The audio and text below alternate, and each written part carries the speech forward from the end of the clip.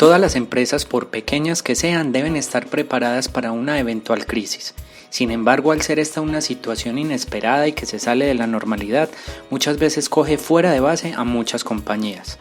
Es por esto que es muy importante entender cuál sería la mejor manera de enfrentar una crisis y qué aspectos son importantes a tener en cuenta más allá del económico. Les damos la bienvenida a Comunica 3, un espacio dedicado a la comunicación, a la información y al entretenimiento. Comunica 3, un espacio para tus oídos. Los acompañamos nuevamente Camilo Ramírez, Jamie Morales y Sandra Agudelo. Hoy estarán con nosotros dos invitadas muy especiales, Adriana Giraldo, comunicadora social, magíster en cultura y docente de áreas corporativas, y Natalia Londoño, psicóloga organizacional y experta en temas de gestión humana y motivación corporativa. Bueno, entonces para entrar en materia es importante entender qué es una crisis para una empresa. Una crisis, según el diccionario, es una situación grave y difícil que pone en peligro la continuidad o el desarrollo de un proceso físico, histórico o espiritual.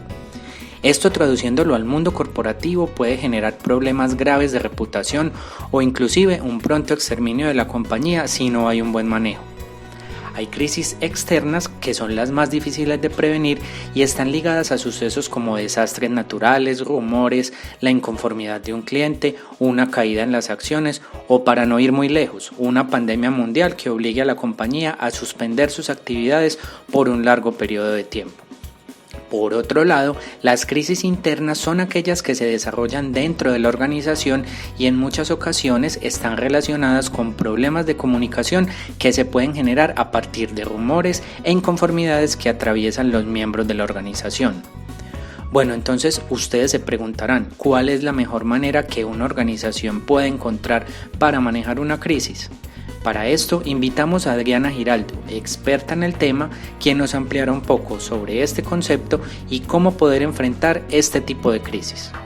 Bueno, comunicación en crisis, algo de lo que estamos viviendo mucho en estos momentos, una crisis mundial que nos está afectando a todos y está afectando indiscutiblemente a las empresas, ¿cierto? Dentro de esas crisis se habla de que hay un decálogo en el que se habla de no especular, de siempre dar información, de no mentir, de siempre dar la cara y atender el plano emocional, de siempre tener un excelente relacionamiento con los medios de comunicación, establecer canales directos con esos medios de comunicación, mantener informadas a las personas, no eludir las responsabilidades ni señalar culpables de manera anticipada y no limitar el esfuerzo de esa comunicación que se convierte en el elemento más vital solamente al momento en el que está la crisis,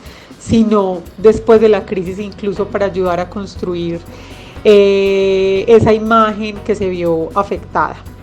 En estos momentos en los que estamos viviendo, hemos visto que las empresas y los personajes públicos que más han tenido respuesta o han tenido una imagen positiva son aquellos que han mostrado su presencia y que han mostrado que están ahí. Entonces, la recomendación siempre para esos momentos de crisis es la presencia, el acompañamiento y el mensaje, ese que necesitamos, y ser oportunos y certeros en las decisiones que tomemos. En momentos de crisis lo que más debemos generar en el otro es confianza y sentido de realidad, ¿cierto? Y no maquillar las cosas, enfrentarlas tal cual son, dar la cara, mostrarse cercano, y de esa manera se podrá lograr tener un buen efecto en ese manejo de esa comunicación en crisis. Totalmente de acuerdo, Adriana. Cuando las crisis llegan a una empresa o a una organización, la mejor manera de enfrentarlas es ser sincero con sus empleados. Uno, para evitar las especulaciones, y otro, para mantener una excelente relación con ellos. Hay muchos casos que pueden ejemplificar las crisis en las empresas. Vamos a traer a colación algunas de ellas. No sé si escucharon alguna vez el caso de acoso sexual en la cadena televisiva Fox News. Uno de los principales errores que se vieron durante esta crisis fue el no pronunciamiento de las directivas al respecto.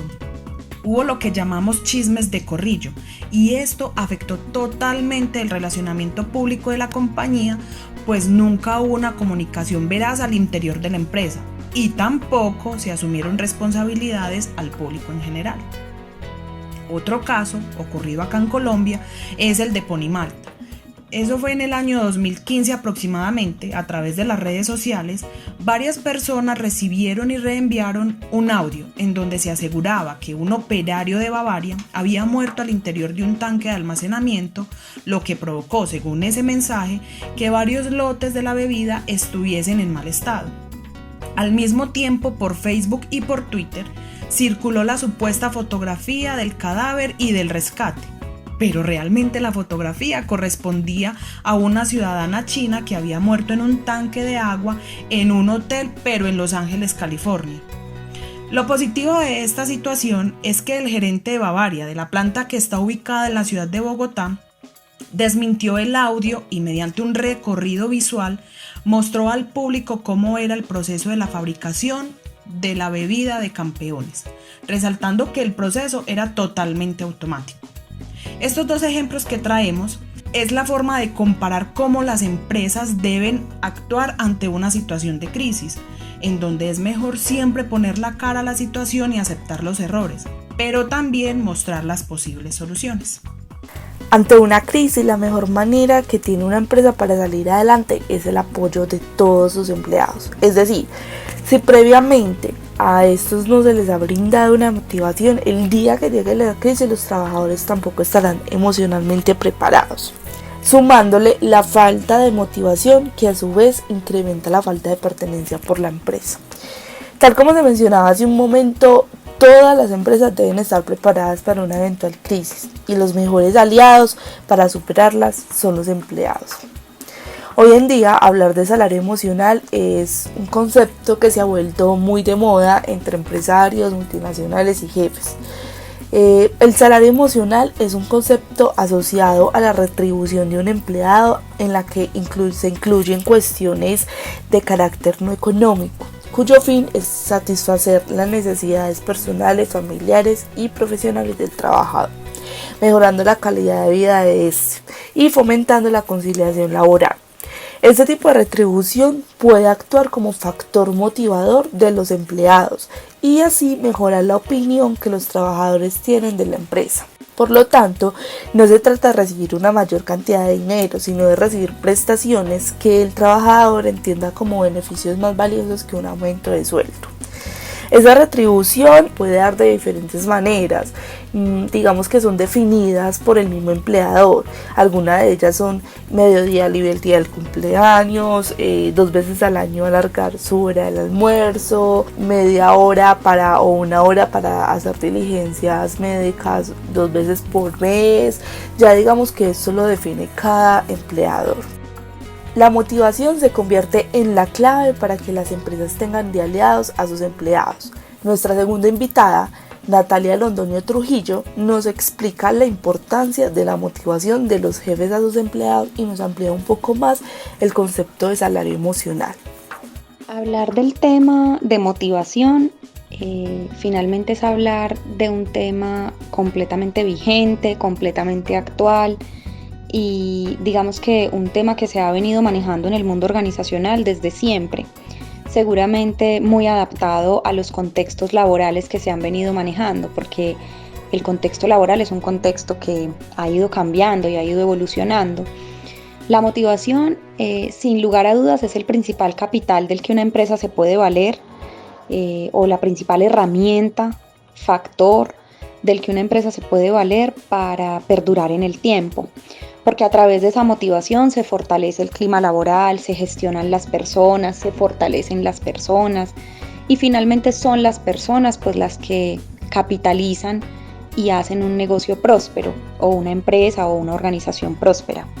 Finalmente también a través de esa motivación pues entonces se va conectando con un tema muy importante también, que es el sentido de pertenencia, el compromiso, el sentimiento de vinculación que una persona desarrolla con una empresa, y entonces a través de eso pues se potencia el negocio. En situaciones de contingencia pues ni se diga, porque en situaciones de contingencia es donde más se pone a prueba esos elementos.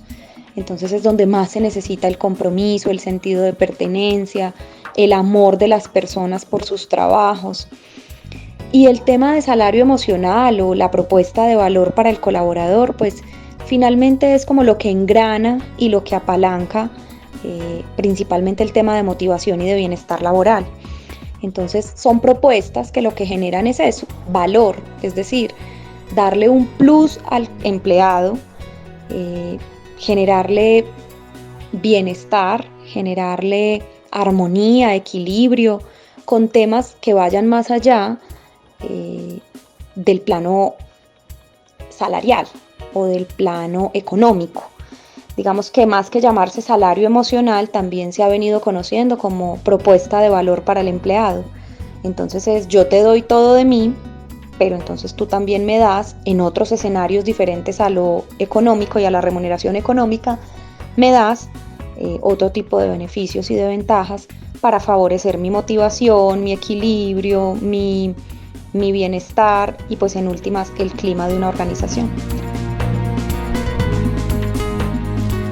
En casos como la pandemia que está viviendo el mundo entero, en el que muchas empresas han tenido que buscar soluciones para permanecer en el mercado, que van desde el cambio de razón social hasta el despido de empleados o vacaciones forzosas, la comunicación con sus empleados es la primera opción.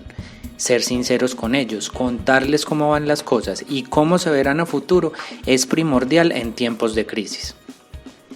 Entonces, ¿cómo deben actuar las empresas ante estas crisis como el confinamiento que estamos viviendo? ¿Cómo controlar la sensación primitiva de miedo permanente que pueden sentir sus empleados? ¿Cómo manejar los niveles de ansiedad que genera un confinamiento entre cuatro paredes? ¿Cómo enfrentar el estrés del día a día? Y finalmente, ¿cómo se puede realizar el trabajo en estas circunstancias tan difíciles de controlar? Ante estos cuestionamientos, lo primero es que las empresas deben brindarle seguridad a sus empleados y generar nuevos hábitos de confianza con ellos. No perder el contacto, no solo llamar para consultar si está el informe o si se revisó el correo. Es llamar también para preguntar por el estado de salud y de sus familiares. Son tiempos difíciles los que estamos viviendo y las áreas correspondientes de personal o de bienestar laboral deben generar algunas estrategias que resalten el compromiso empresarial, un apoyo psicológico o un evento en vivo, una actividad que haga partícipe a los empleados. Son algunos de los elementos que pueden aportar para que este confinamiento no se convierta en una gran crisis empresarial. La comunicación en tiempos de crisis es vital para mitigar los sentimientos de incertidumbre, pesimismo y desesperanza. El lenguaje utilizado debe ser diferente, de tal forma que se entreguen mensajes que no solo eviten el contagio de estos sentimientos nocivos a otros empleados, sino que funcione como un aliciente emocional que genere una tranquilidad y fortalezca el sentido de pertenencia hacia la empresa. Bueno, esto ha sido todo por hoy. Gracias por estar en sintonía y acompañarnos en este su espacio de Comunica 3. Es muy valioso para nosotros conocer sus opiniones y sugerencias. Síguenos en nuestras redes sociales, Comunica-3 en Facebook y YouTube y Comunica3.med en Instagram. O también escríbenos a nuestro correo electrónico comunica3.med@gmail.com para conocer qué temas quisieras que tratemos en nuestros futuros programas. Hasta pronto.